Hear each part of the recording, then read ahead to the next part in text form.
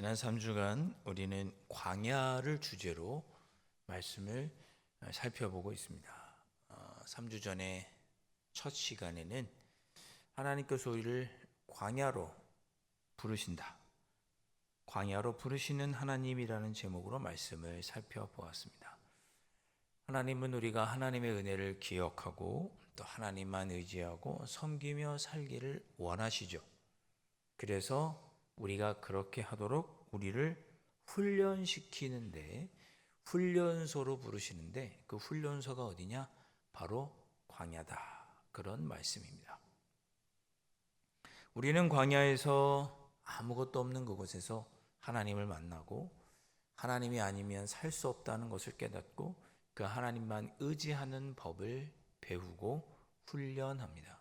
그러니 마치 오늘을 우리가 살아가는 중에 광야와 같은 어려움, 마음의 상함, 지치고 어려운 순간을 만난다면 하나님께서 인생의 광야를 걷게 하시는구나. 곧 내가 하나님만 더 바라보고 하나님만 의지하고 하나님을 신뢰하며 살도록 나를 훈련하시는구나. 그렇게 우리가 믿음으로 받아들이면 되는 것입니다.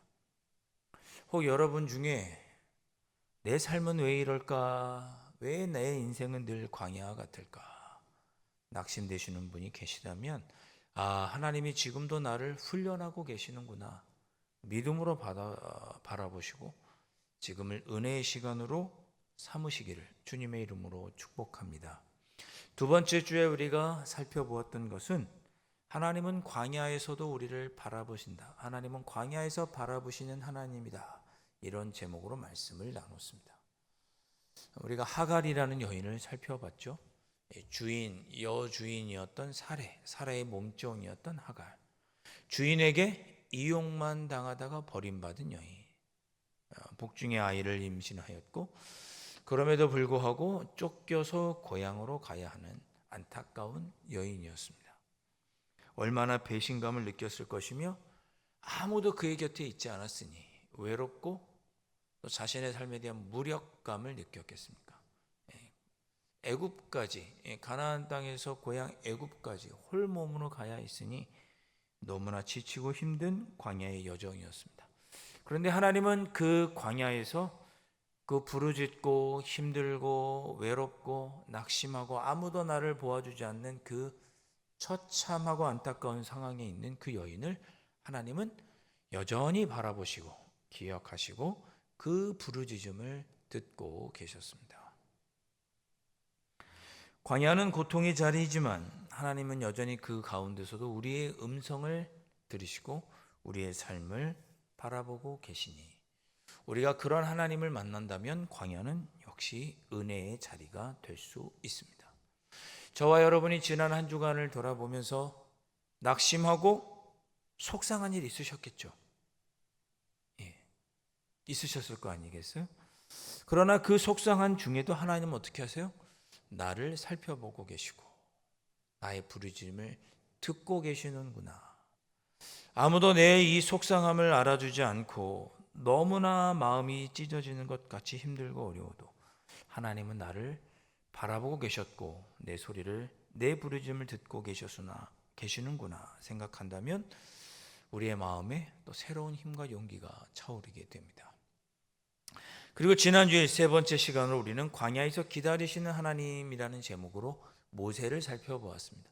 하나님은 우리가 우리의 힘과 능력과 지혜로 할 수 있는 것을 다 버리도록 우리를 기다리고 계십니다. 우리의 지혜, 우리의 힘과 경험과 지식을 내려놓고 하나님만 믿고 의지하도록 우리를 바라보실 뿐만 아니라 우리를 기다리고 계십니다. 내가 더 이상 나의 힘으로는 할 수 없고 하나님만 의지합니다라는 고백이 나올 때까지 하나님은 기다리고 계시는 거죠. 그렇게 기다리시는 시간도 역시 광야의 시간입니다. 어쩌면 저와 여러분들이 가장 힘들고 어렵게 느껴지는 순간이 이 기다림의 순간입니다. 제가 지난 금요 집회 때도 말씀을 드렸죠. 우리는 기도하면 응답돼야 되니까 마음이 조급해집니다. 내가 기도했으니 하나님은 들어주셔야 되고 하나님의 역사가 내 삶에 일어나야죠. 그러나 하나님은 조급해하지 말고 하나님의 때를 기다리라고 말씀하시죠. 기다려야 됩니다. 조급할 수 없고 조급해서도 안 되고 우리의 고집과 나의 힘과 경험과 지식을 다 내려놓고 하나님께서 역사하실 때까지 기다리시는 시간이 바로 광야의 시간입니다. 지난 3주간 우리가 살펴본 광야에 대한 은혜를 나눴던 말씀의 내용이 되겠습니다. 우리의 인생은 다 돌이켜보면 광야와 같죠. 제가 말씀을 준비하면서도 그런 생각이 들었어요. 저와 여러분 우리 모두 인생이 광야 같구나라는 걸 모르는 분은 없어요. 그렇죠? 인생이 늘 꽃밭은 아니지 않습니까? 지치고 힘들고 도저히 아무것도 할 수 없을 것 같은 그런 순간들이 있죠.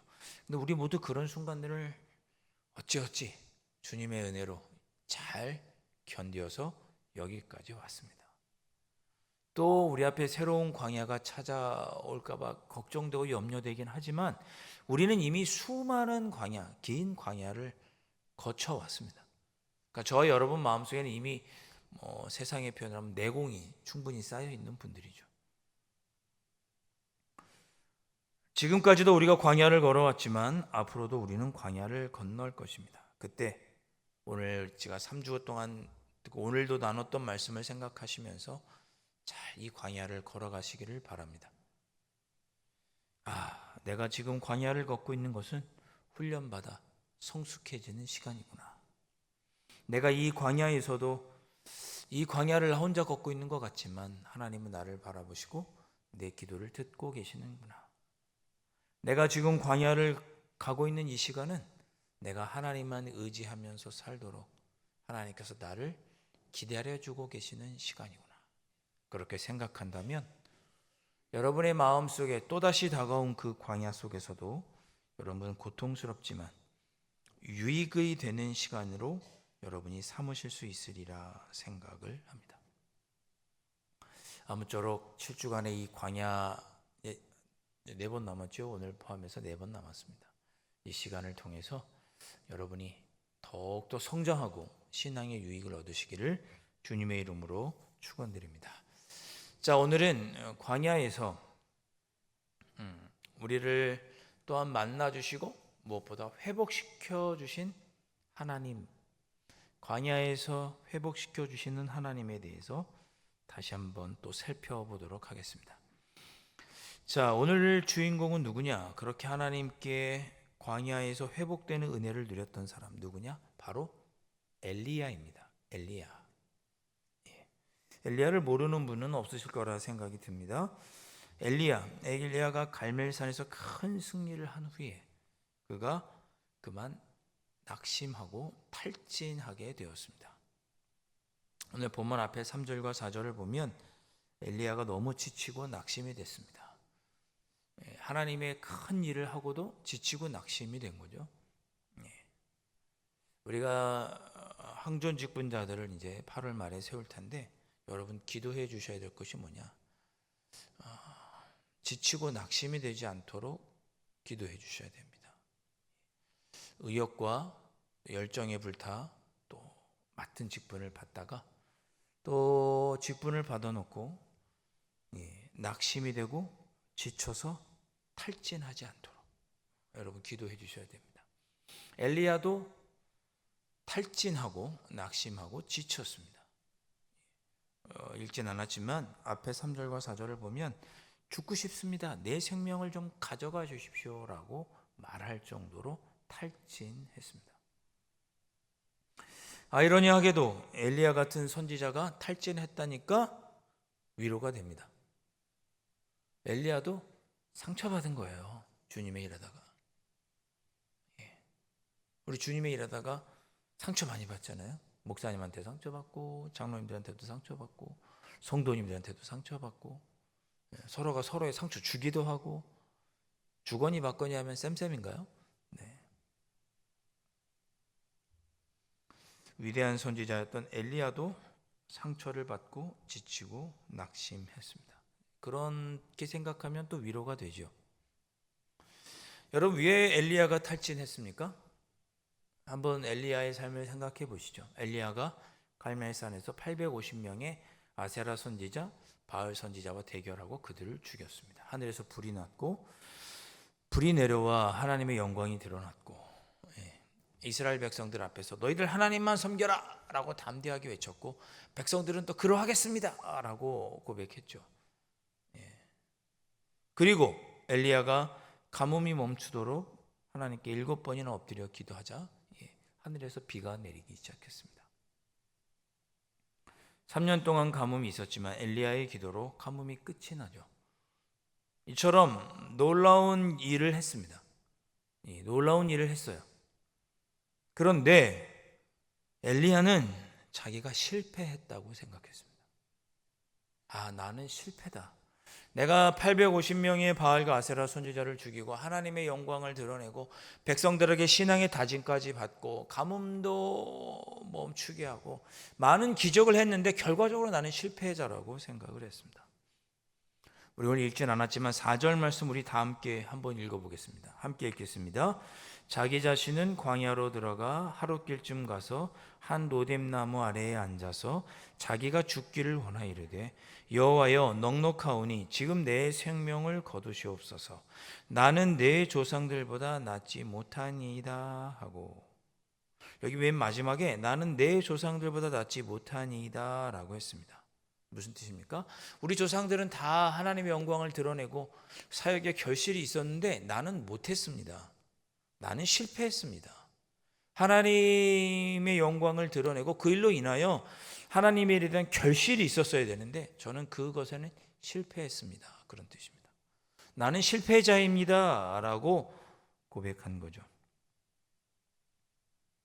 그런 마음이 있으니 탈진할 수밖에요. 아무리 하나님의 영광을 드러내고 기적을 베풀어도 아무런 성과가 없자 탈진한 것입니다. 그런 생각이 들었어요. 내 인생 실패한 것 같다. 평생 주님의 일을 한다고 여기까지 왔는데, 주님 몸된 교회를 섬겼는데 내 삶이 왜 이런가? 나는 실패자구나. 그런 생각이 든 거죠. 그런 중에 그는 또 외로웠습니다. 오늘 그런 표현이 한 2번 나오는데 10절에도 나오죠. 오직 나만 남았습니다. 이런 표현을 합니다. 하나님 일을 하다가 좀 잘 안 되면 좀 기도 부탁할 사람도 있어야 되고,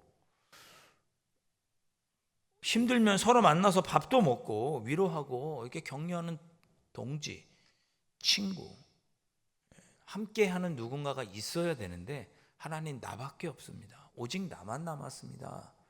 나는 같이 내 힘들고 어려움을 이야기할 사람도 없고 기도 부탁할 사람도 없고 나는 너무 외롭습니다. 이렇게 쫓기는 중에 나를 숨겨줄 사람도 없습니다. 오직했으면 다른 나라까지 가서 남유다까지 가서 숨었겠어요.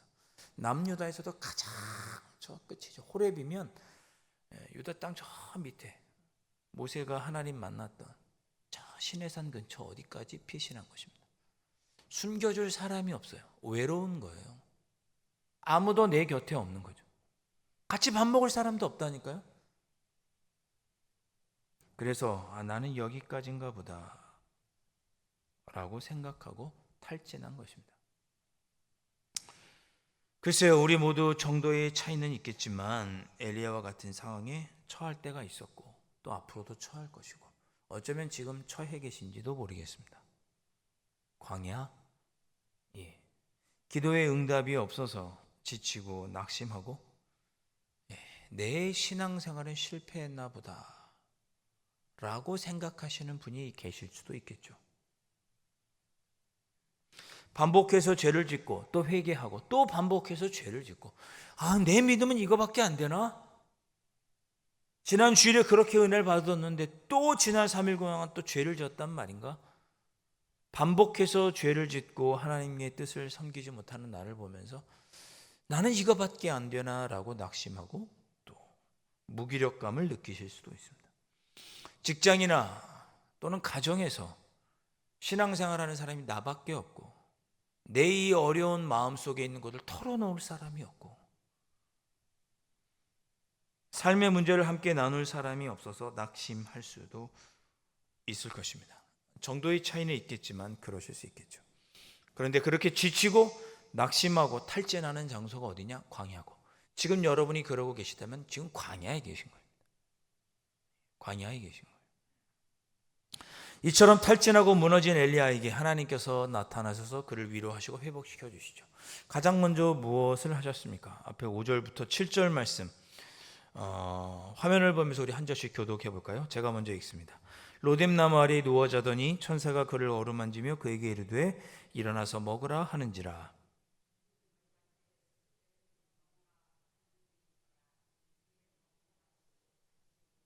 함께 있습니다.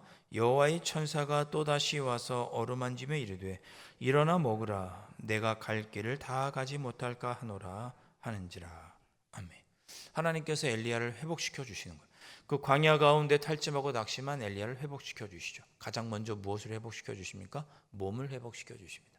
충분히 잠을 자게 하고 그 곁에서 지켜주시고 마실 물과 먹을 떡을 주시면서 기력을 북돋아 주시죠. 여러분, 사람은 전인격적인 존재죠. 몸이 힘들면 마음도 힘들고 영혼도 힘듭니다. 거꾸로 마음이 힘들면 몸도 힘들죠.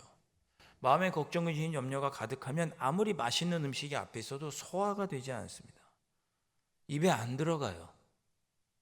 마음이 힘들면 몸이 힘들고 몸이 힘들면 마음도 지치게 됩니다. 그래서 하나님은 먼저 엘리야의 몸부터 회복시켜 주시는 거죠. 몸부터 회복시켜 주세요. 자, 회복시켜 주시는데 마지막에 하나님은 몸을 회복시켜 주시고 또 이어서 그의 마음을 회복시켜 주십니다. 자, 11절과 12절 말씀도 한 절씩 교독하겠습니다. 제가 먼저 11절 읽습니다. 여호와께서 이르시되 너는 나가서 여호와 앞에서 산에 서라 하시더니 여호와께서 지나가시는데 여호와 앞에 크고 강한 바람이 산을 가르고 바위를 부수나 바람 가운데에 여호와께서 계시지 아니하며 바람 후에 지진이 있으나 지진 가운데에도 여호와께서 계시지 아니하며.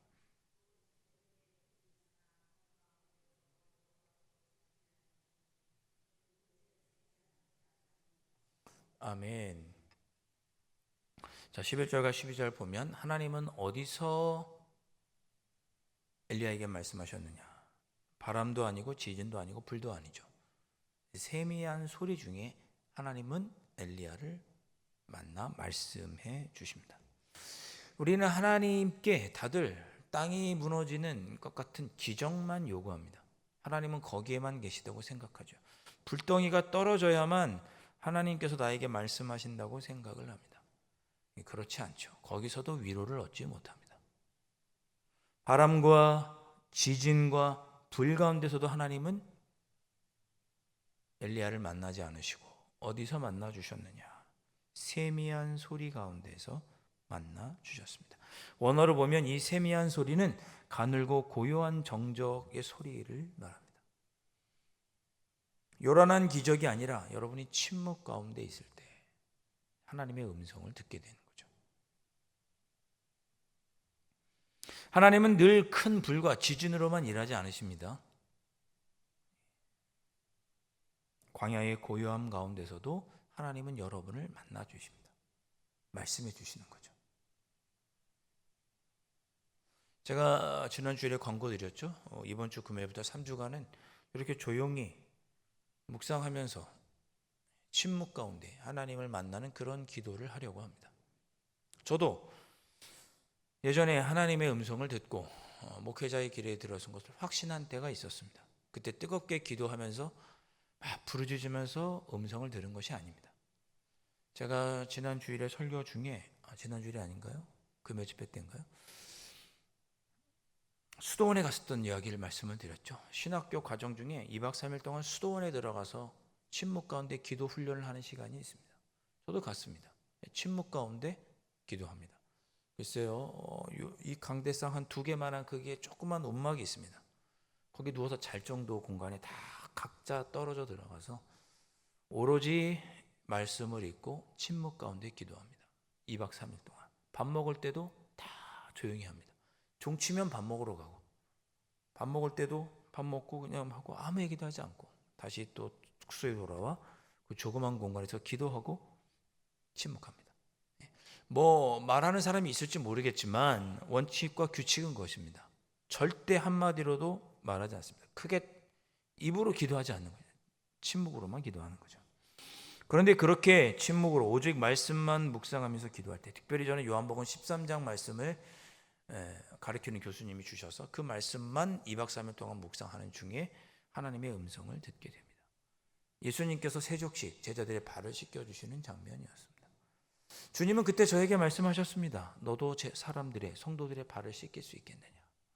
그때 그 주님의 음성을 듣고 나를 하나님께서 목회자로 부르셨구나 확신하게 되었습니다. 하나님은 뜨겁게 찬양하고 요란한 악기가 있고 통성으로 기도하고 방언으로 기도할 때만 우리에게 말하시는 게 아니고 조용히 침묵 가운데도 우리에게 말씀하십니다. 여러분들도 세미한 소리 가운데 주님의 음성을 들으시기를 주님의 이름으로 축복합니다. 하나님은 세미한 음성을 통해 엘리야에게 말씀해 주시면서 그의 마음을 회복시켜 주셨습니다. 자, 마지막으로 나만 남았습니다라고 했던 엘리야에게 하나님은 어떤 사실을 알려주시느냐? 두 가지를 알려주십니다. 하나님은 어떻게 엘리야를 회복시켜 주셨느냐? 몸을 회복시켜 주셨고 세미한 음성으로 마음을 회복시켜 주셨고 세 번째, 하나님은 그 세미한 음성 가운데 두 가지를 알려주시며 엘리야를 회복시켜 주십니다. 첫째, 하나님은 엘리야에게 새로운 사명을 주셨습니다. 15절과 16절 말씀, 제가 15절 읽고 여러분 16절 읽어주시기 바랍니다. 여호와께서 그에게 이르시되 너는 내 길을 돌이켜 광야를 통하여 다메섹에 가서 이르거든 하사엘에게 기름을 부어 아람의 왕이 되게 하고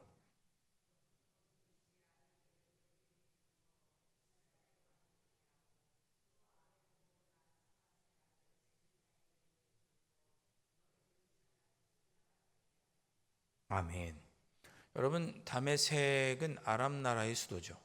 그 아람 나라의 다음 왕이 될 사람으로 하사엘을 왕으로 기름 부어 세우라고 말씀합니다. 그리고 예후에게도 기름을 부어서 북이스라엘의 왕이 되게 하라고 하죠. 예후는 아합 왕의 신하 중에 한 명입니다. 그리고 엘리사를 후계자로 세우라고 말씀하시죠. 그에게 새로운 사명을 주십니다. 엘리야야, 네가 이거 끝이 아니고 더 할 일이 있다. 너 일어나. 더 할 일이 있어. 아직 남았어. 근데 생각해 보면 특별한 사명입니다. 이상하기도 하고요. 왜요? 하사엘은 아람 왕의 다음 왕이 될 사람으로 기름 부으라고 그랬거든요. 엘리야는 아람 나라 사람이 아니잖아요. 왜 다른 나라의 왕을 이스라엘 선지자가 기름 부읍니까? 예후는 아합 왕의 신하죠. 아합 왕 다음에 왕이 될 사람은 아합의 아들이 되어야 될 텐데 그의 신하 중에서 기름을 부으라 그랬습니다. 그 얘기는 무엇입니까? 예후가 반역을 일으키게 하라 그런 뜻입니다. 하나님께서 하사엘과 예후를 왕으로 세우시고 또 엘리사를 왕으로 후계자로 세우셔서 아합 왕과 그의 아내 이세벨이 행한 그 모든 악한 죄들, 우상을 섬기는 죄를 심판하려고 하셨던 것입니다. 그렇게 하기 위해서 새로운 사명을 주신 거죠. 그것이 엘리야에게는 위로가 되었습니다. 나는 이제 다 했어. 끝이야 라고 생각했는데 더 할 일이 남아있는 거예요. 자신은 실패한 줄 알았습니다. 북이스라엘의 우상을 몰아내고 백성들에게 하나님을 알리는 일은 실패한 줄 알았습니다. 자신에게서 하나님의 역사가 열매 맺지 못했다고 생각했고 자신은 실패자라고 생각했고 나는 할 일을 다 했다라고 여기까지라고 생각했습니다. 그런데 그렇게 생각하는 엘리야에게 아니야. 아직 네가 할 일 남아있어. 너로 말미암아 아름다운 열매가 맺힐 거야. 너로 인하여 하사엘은 왕이 될 것이고 예후도 왕이 될 것이고 엘리사가 너의 다음의 뒤를 이어서 내가 이루고자 하는 일을 마저 다 이루게 될 거야. 너는 끝이 아니야. 너는 실패자가 아니야. 너는 지금 나의 뜻을 이루는 과정 중에 있는 그 과정을 담당하고 있는 거야 라고 엘리야에게 위로해 주시는 것입니다. 사랑하는 성도 여러분, 하나님 앞에서 우리가 끝이 어디 있습니까? 여러분 끝이신가요? 하나님 앞에서 끝이 어디 있습니까? 끝이 있죠. 천국에 하면 끝이죠. 여러분에게 하나님께서 우리에게 주신 사명 감당하는데 끝이 어디에 있습니까? 죽을 때까지 하는 거죠. 그렇지 않습니까? 여러분 왜 낙심해 계신 것입니까? 광야의 중에도 여전히 여러분들이 할 일이 있다는 것을 하나님은 깨우쳐 주실 때 여러분들은 광야에서도 새 힘을 얻고 회복이 되는 거죠. 끝이야. 나는 할 거 다 했어 라고 생각할 때는 낙심하고 실패자로 남을 수밖에 없습니다. 그래서 하나님은 엘리야에게 새롭게 사명을 주신 거죠. 또 무엇을 알려주셨습니까? 18절 말씀. 성경 읽기 힘들어 하시는 것 같으니까 제가 읽어보겠습니다. 그러나 내가 이스라엘 가운데 7,000명을 남기리니 다 바알에게 무릎을 꿇지 아니하고 다 바알에게 입맞추지 아니한 자니라. 아멘. 엘리야는 자신의 노력이 아무런 열매도 없고 하나님을 섬기는 자는 오직 자신밖에 없다고 생각했지만 무려 7,000명이나 하나님은 남아있다고 말씀하셨습니다. 거꾸로 생각하면 엘리야 없어도 7,000명 있는 거예요. 하나님 일을 할 사람. 오직 나만 남았다고 생각했던 엘리야의 생각은 잘못된 생각인 거죠. 나의 일은 다 끝났다고 생각했던 건 엘리야는 잘못된 생각인 거죠. 제가 지난주에 말씀드렸죠. 내 안에 내 내면의 목소리에 나는 다 했어, 끝났어, 나는 실패자라는 생각에 그냥 매몰되어 있으면 영적 침체에 빠지는 거예요. 그럴 때 나의 마음을, 내 영혼을 향하여 꾸짖으라고 제가 말씀드렸잖아요. 엘리야야, 너 끝나지 않았어. 너 혼자 아니야. 7,000명 남아있어. 아직도 네가 할 일이 있어 라고 여러분이 여러분의 영혼을 향해 꾸짖을 때 영적 침체에서 빠져나오는 것입니다. 그걸 하지 못하면 영적 침체에 빠져 있는 거죠. 오직 나 혼자가 아니라 하나님이 남기신 7,000명이 있다. 내 영혼아 낙심하지 말아라. 그렇게 외칠 때 영적 침체에서 벗어나게 되고 엘리야가 그렇게 회복되게 됩니다. 사랑하는 성도 여러분, 여러분들이 오늘 주님 전에 나와서 예배드리는 이 시간이